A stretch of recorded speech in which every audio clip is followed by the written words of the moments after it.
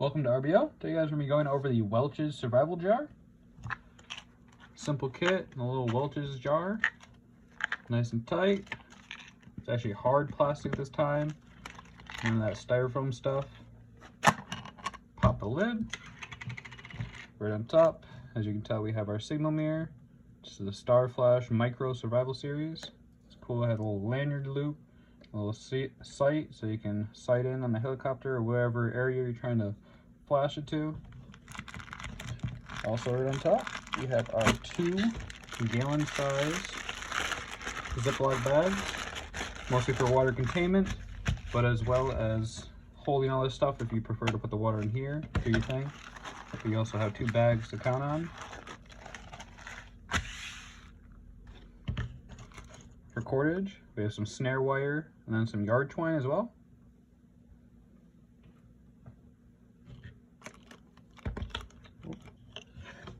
We also have our very basic sewing kit, just a needle and thread wrapped around some cardboard.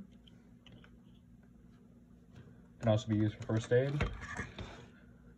For filtration, we have our Frontiers emergency water filter, water straw. You can cut down the straw just a little bit to keep it compact.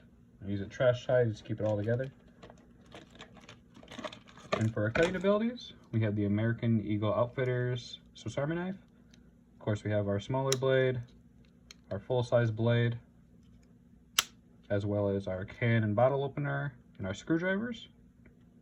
Our screwdriver. We also have a corkscrew and our awl, as well as a toothpick up here for hygiene, of course. Oop, almost broke it there. And then we got our tweezers, of course, digging out anything that gets under your skin.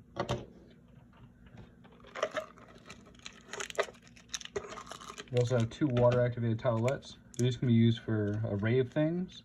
First aid, water filtration, and hygiene are the very basic ones, but I'm sure you can come up with a couple.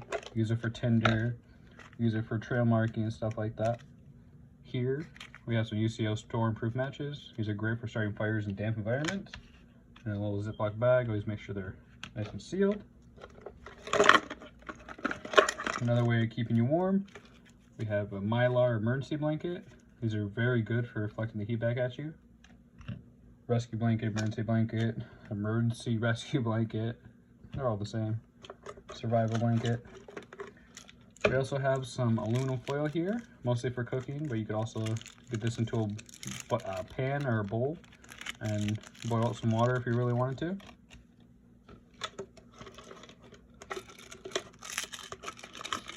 We also have 2 hard mints for a little bit of a boost.